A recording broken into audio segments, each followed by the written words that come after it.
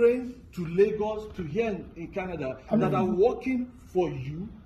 You don't need to know us. It is being funded by us. We don't need anything. We just need you to tell us if it's tomorrow when you get to California or when you're talking to the chaps in Colombia, you see one or two things, send us and say, can your app do this?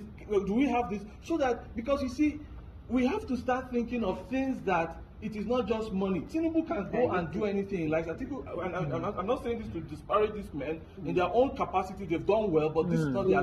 They say this is. He says this is his turn. It is our time. Yeah, absolutely. It's our time. Yeah. Right. So all I'm asking, my question to you is just this: as you go on your journey, think of technology.